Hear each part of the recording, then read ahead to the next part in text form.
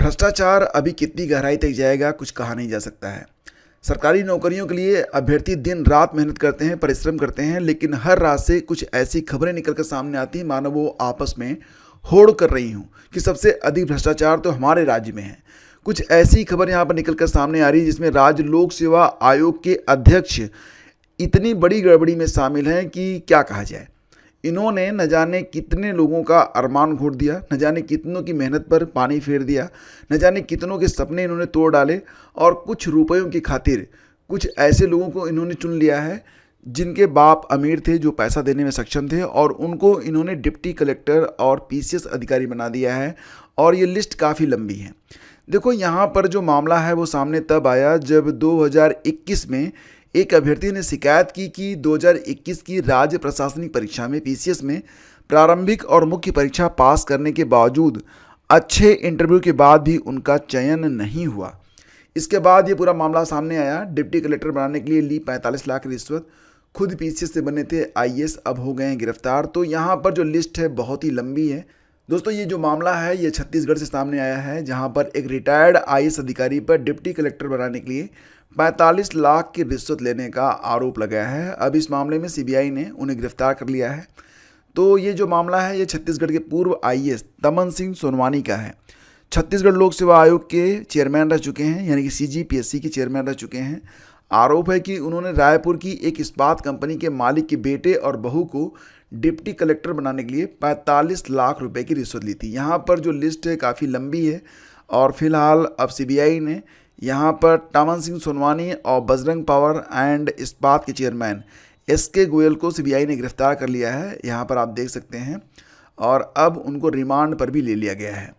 तो यहाँ पर पूरी खबर है, देखते हैं। इन नियुक्तियों के खिलाफ विधायक ननकी राम कंवर की याचिका दायर हुई है। तो लिस्ट बड़ी ही खतरनाक है। आप देख सकते हैं कि यहाँ पर अभ्यर्थी का नाम दिया गया है, पद दिया गया है और किससे संबंधित हैं, रिश्तेदारी किससे है ये बताया गया है। तो आप देख सकते हैं नीतीश डिप्टी कलेक्टर, पूरी की पूरी लिस्ट जो है यह deputy collector, DSP, deputy collector, जिला आबकारी, लेबर ऑफिसर और बड़े बड़े पद हैं। यहाँ पर मोस्टली डिप्टी कलेक्टर के पद पर ही चयन हुआ है। और यहाँ पर रिश्तेदारी किससे है तो पीएससी अध्यक्ष टामन सिंह के बेटे हैं, टामन सिंह के बड़े भाई के बेटे हैं, टामन सिंह की बहू हैं और टामन सिंह सोनवानी की भाई बहू हैं, टामन सिंह सोनवानी की बहन की बेटी हैं। यानी कि पूरा का पूरा खानदान इन्होंने अपना पीसीएस बना डाला है। और यहाँ पर देख सकते हैं डिप्टी कलेक्टर के तौर पर पीएससी के सचिव के बेटे हैं, राज्यपाल के सचिव अमृत खलखो की बेटी हैं, राज्यपाल के सचिव अमृत खलखो के बेटे हैं, डीआईजी ध्रुव की बेटी हैं, कांग्रेसी नेता के ओएसडी के रिश्तेदार की बेटी हैं, कांग्रेसी नेता। मतलब आप पूरी लिस्ट यहाँ पर देख सकते हैं। तो जो पूरा मामला है ये मैं आपको बता देता हूँ, और निश्चित रूप से ये जो कुकृत्य है ये लोगों के सामने आना भी चाहिए। तस्वीरें आप यहाँ पर देख सकते हैं, टामन सिंह सोनवानी और बजरंग इस्पात के चेयरमैन एसके गोयल। फिलहाल दोनों को सीबीआई ने गिरफ्तार कर लिया है। और सीजीपीएससी भर्ती विवाद में सीबीआई को टामन सोनवानी और श्रवण गोयल की रिमांड मिल गई है। सीबीआई ने सोमवार को सीजीपीएससी के पूर्व प्रमुख आईएएस ऑफिसर टामन सिंह सोनवानी और बजरंग पावर के डायरेक्टर श्रवण कुमार गोयल को गिरफ्तार किया है। दोनों आरोपियों को सीबीआई स्पेशल कोर्ट में पेश किया गया, जहां से उन्हें 7 दिन की रिमांड पर सौंप दिया गया है। आरोप है कि गोयल ने अपने बेटे शशांक गोयल और बहू भूमिका को नौकरी दिलाने के लिए चेयरमैन सोनवानी के करीबी के एनजीओ को सीएसआर फंड से 45 लाख रुपए दिए थे। पैसे सोनवानी को पहुंचे, इसकी पुष्टि के बाद कार्रवाई की गई है। तो यहाँ पर पूरी लिस्ट आप देख सकते हैं। खबर में आगे ये बताया गया है कि टामन सोनवानी और श्रवण गोयल से सीबीआई 25 नवंबर तक पूछताछ करेगी। हालांकि रिमांड के दौरान घर से भोजन देने की मंजूरी दी गई है। साथ ही साथ आधे घंटे परिजन और वकील को मिलने की अनुमति भी है।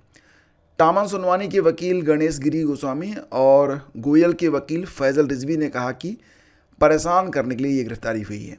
तो फिलहाल सीबीआई के मुताबिक सोनवानी के कार्यकाल में पीएससी में हुई भर्ती में बड़े पैमाने पर गड़बड़ी हुई है। आरोप है कि उन्होंने अपने कई करीबी रिश्तेदारों और कांग्रेसी नेताओं और अधिकारियों के 18 रिश्तेदारों की नौकरी लगवाई है। जांच में पैसों के लेन देन के पुख्ता सबूत मिले हैं। तो जैसा कि आप जानते हैं कि यहाँ पर जब ये भर्ती हुई है उस समय छत्तीसगढ़ में कांग्रेस की सरकार थी, भूपेश बघेल उस समय मुख्यमंत्री थे। तो फिलहाल इसके बारे में भी आज के अखबारों में बहुत सारी खबरें प्रकाशित हुई हैं, आगे मैं आपको दिखा रहा हूँ। ये भी आरोप है कि पैसे लेकर कुछ नेताओं और अधिकारियों के बच्चों को डिप्टी कलेक्टर और डीएसपी जैसे पदों पर सेलेक्ट किया गया। विभागीय सूत्रों के मुताबिक टामन के अलावा आने वाले दिनों में सीबीआई कुछ और अफसरों को भी अरेस्ट कर सकती है।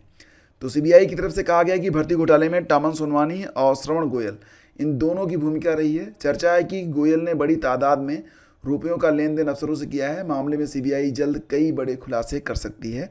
इसमें एक गिरफ्तारी जो मध्य प्रदेश से हुई है, आगे मैं आपको दिखा रहा हूँ।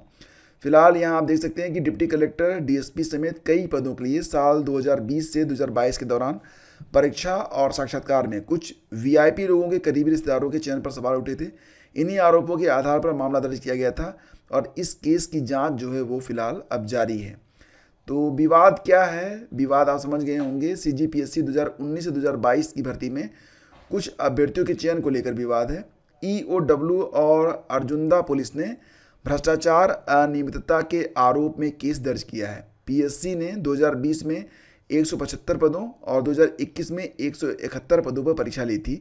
इन्हीं भर्तियों को लेकर ज़्यादा विवाद है। आरोप है कि तत्कालीन चेयरमैन सोनवानी ने अपने रिश्तेदारों समेत कांग्रेसी नेताओं और ब्यूरोक्रेट्स के बच्चों की नौकरी लगवाई है। यहाँ पर आप देख सकते हैं पूरी लिस्ट जारी की गई है। पीएससी चेयरमैन टामन सिंह सोनवानी के 5 रिश्तेदारों का चयन हुआ है। तो यहाँ पर आप देख सकते हैं सीधे सीधे नितेश, ये डिप्टी कलेक्टर के पद पर, निशा खोसले बहू है टामन सोनवानी की, डिप्टी कलेक्टर बनी। दीपा अजगले आदिल भाई की बहू हैं, जिला आबकारी अधिकारी बनी। सुनीता जोशी बहन की बेटी हैं, श्रम अधिकारी। और साहिल बड़े भाई के बेटे डीएसपी।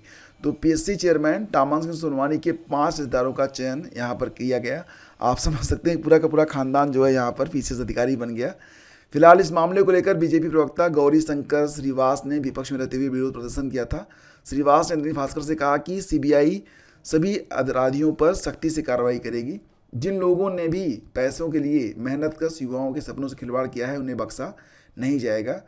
फिलहाल यहाँ पर जो लेटेस्ट अपडेट है उसके मुताबिक छत्तीसगढ़ लोक सेवा आयोग के बहुचर्चित भर्ती घोटाले के तार अब मध्य प्रदेश के शिवपुरी जिले के कोलारस से भी जुड़े हैं। कोलारस निवासी कारोबारी श्रवण गोयल ने छत्तीसगढ़ लोक सेवा आयोग से न केवल अपने बहू बेटा को उप जिलाधीश बनवाया बल्कि पीएससी घोटाले में बिचौलिए की भूमिका निभाई थी। सीबीआई भूपेश बघेल के कार्यकाल में हुई पीएससी भर्ती की जांच कर रही है। फिलहाल ये सारी अपडेट्स हैं और ये बहुत ही विडंबना की बात है कि इस प्रकार की खबरें हमें पढ़ने को देखने को मिलती हैं।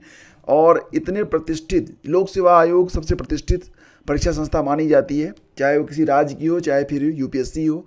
लेकिन अगर इस प्रकार की खबरें निकल कर सामने आती हैं तो निश्चित रूप से युवा जो होते हैं उनके हौसले टूटते हैं।